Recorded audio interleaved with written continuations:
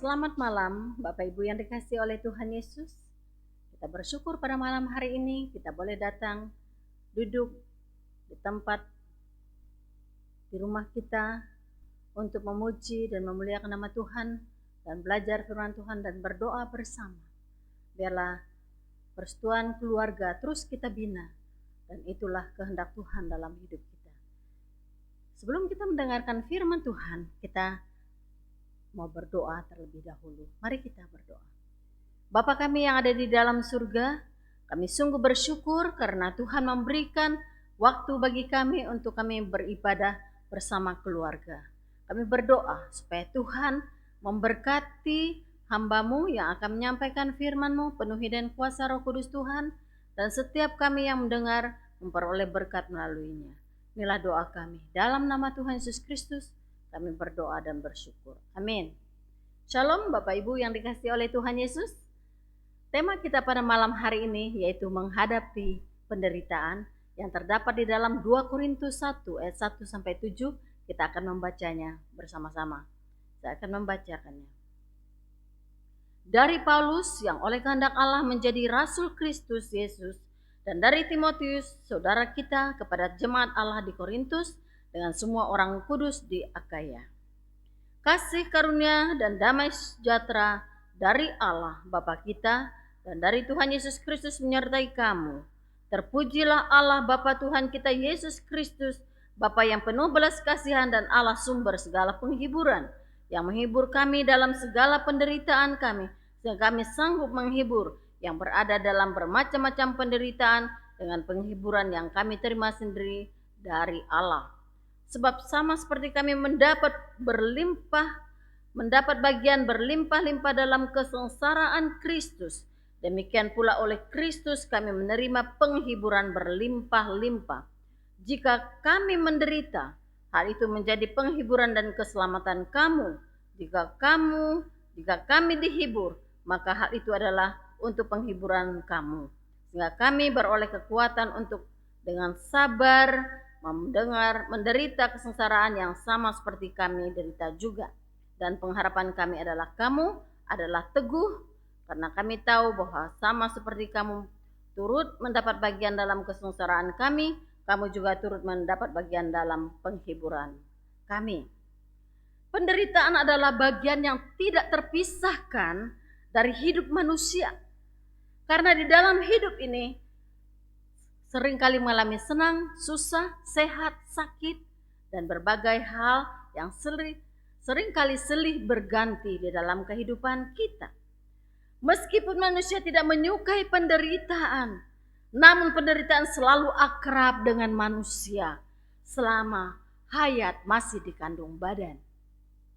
Malah dalam rancangan dan bijaksananya Tuhan, penderitaan dapat menjadi sesuatu yang bermanfaat bagi hidup manusia.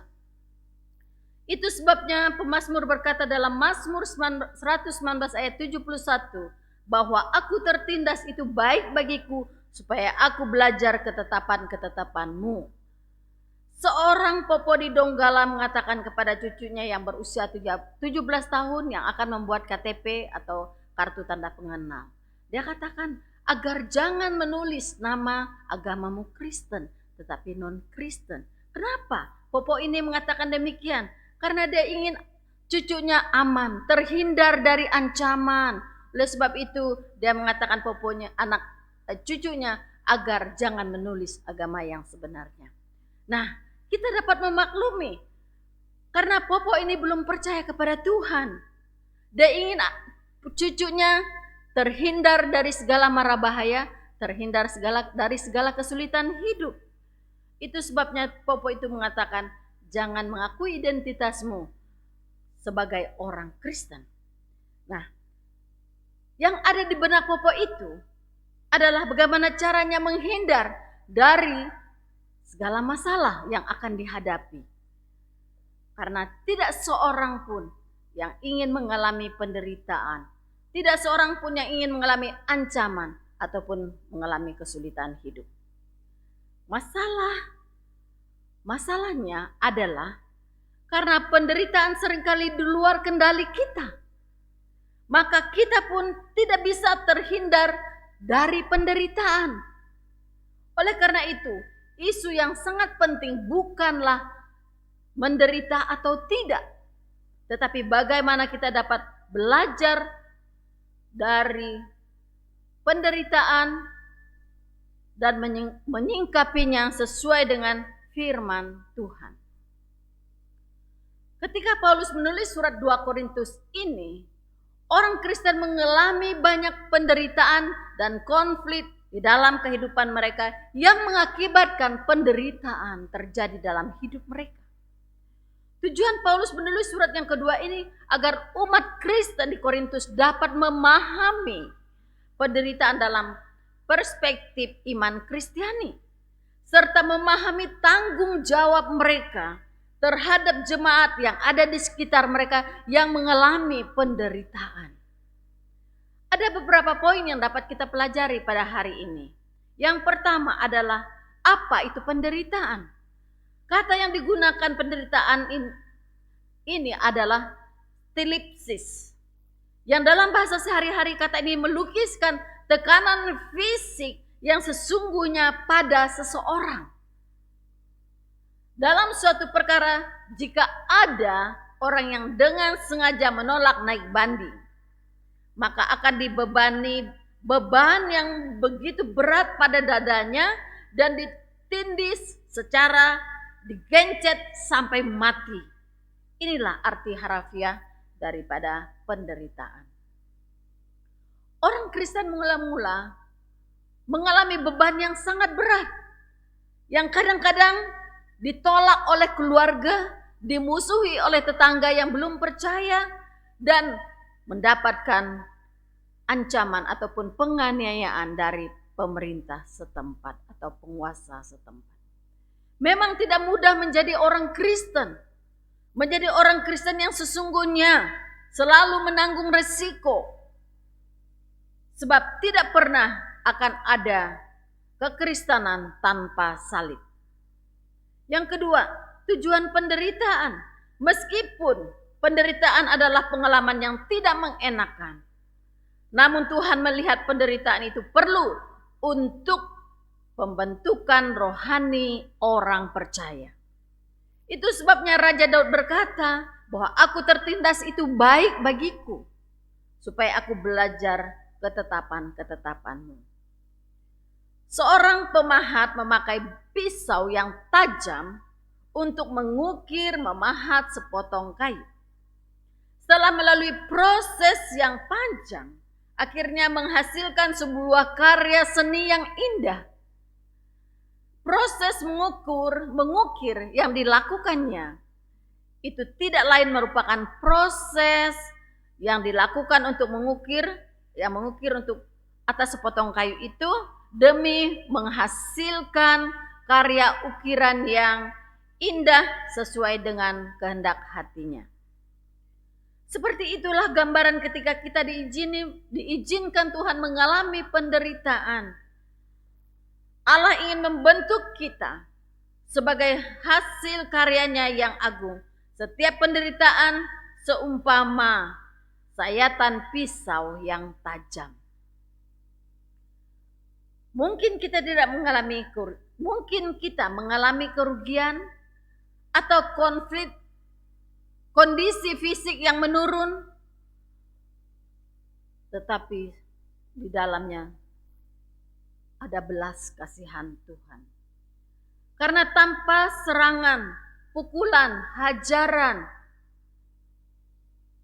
penderitaan, hidup jasmani dan rohani kita, maka karya seni yang indah dan agung itu tidak pernah akan dihasilkan. Intinya penderitaan yang Tuhan izinkan agar kita menjadi orang yang lebih baik lagi dan hidup memuliakan Tuhan. Yang ketiga, penghiburan bagi orang yang menderita. 2 Korintus 1 ayat 3, terpujilah Allah Bapa Tuhan kita Yesus Kristus, Bapa yang penuh belas kasihan dan Allah sumber segala penghiburan. Kebenaran ini sangat menguatkan bagi orang Kristen yang sedang yang sedang mengalami suatu penderitaan. Bahwa di tengah-tengah penderitaan ataupun kesulitan hidup, Tuhan tidak meninggalkan kita sedikit pun. Tidak pernah meninggalkan orang percaya. Allah Bapa akan memberikan penghiburan dan kekuatan bagi orang yang menderita.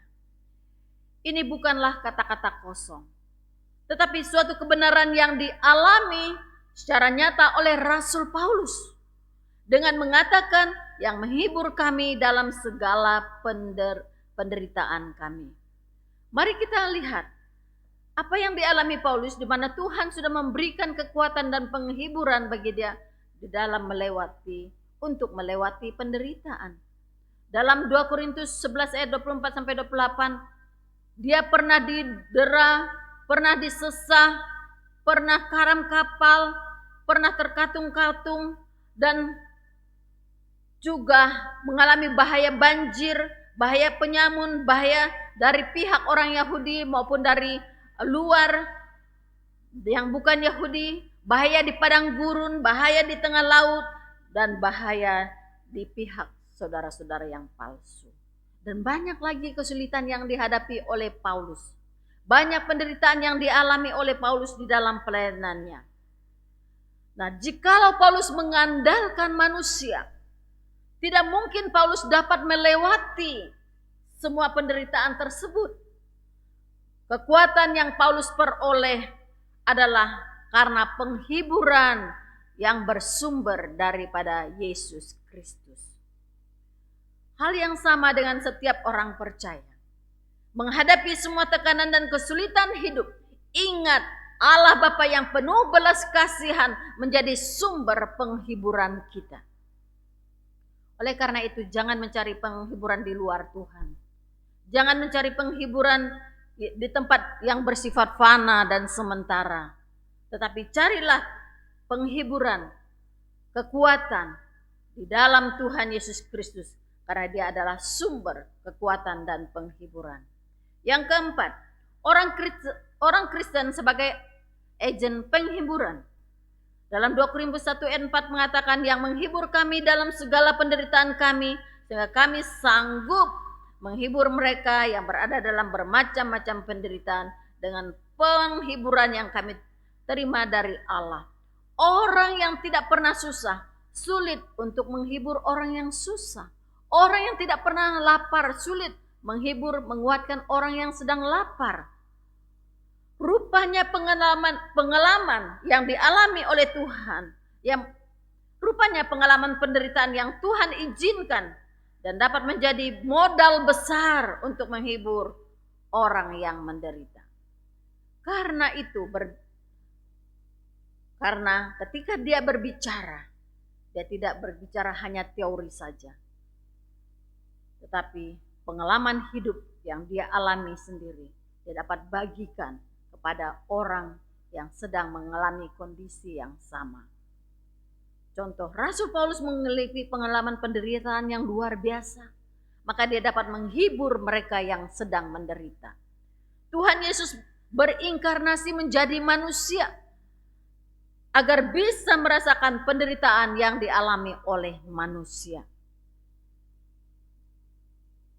Nick Vujicic, seorang yang tidak punya tangan dan kaki, pernah ingin bunuh diri ketika melihat kecacatan dirinya. Tetapi setelah mengenal dan menerima kasih anugerah Allah, dia bisa menerima dirinya, bahkan bangga akan dirinya. Sekarang Nick Vujicic menjadi motivator yang menghibur, menguatkan orang yang sedang putus asa dan yang sedang tidak punya pengharapan. Mungkin di antara kita ada yang mengalami suatu tekanan hidup. Mungkin ada yang mengalami penderitaan, ancaman-ancaman dan lain sebagainya. Mungkin ada yang mengalami masalah keluarga, masalah ekonomi, masalah kesehatan.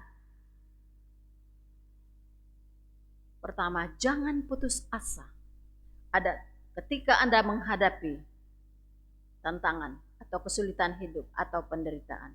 Yang kedua, berharaplah hanya kepada Tuhan, Karena Tuhan Yesus adalah sumber kekuatan, sumber penghiburan. Dia akan sanggup menolong kita. Yang ketiga, biarlah kita menjadi agen penghiburan bagi mereka yang kesusahan. Baik menderita karena penyakit COVID-19, karena bencana alam, karena kesulitan ekonomi dan lain sebagainya. Bukan hanya menghibur dengan kata-kata, tetapi dengan satu tindakan yang nyata yang kita berikan bagi mereka yang membutuhkan. Rasul Paulus berkata, bertolong-tolonglah menanggung bebanmu, demikianlah kamu memenuhi hukum Kristus. Kiranya kita boleh menjadi berkat bagi sesama, menghibur mereka yang sedang mengalami penderitaan, menguatkan mereka, dan menjadi berkat bagi sesama. Biarlah firman Tuhan ini boleh menjadi berkat bagi kita semua dan boleh menolong kita pada saat kita menghadapi kesulitan hidup. Kita ingat ada Tuhan yang bersama dengan kita. Mungkin kita diskusikan satu pertanyaan. Pernahkah kita mengalami suatu tekanan hidup atau penderitaan atau masalah-masalah hidup?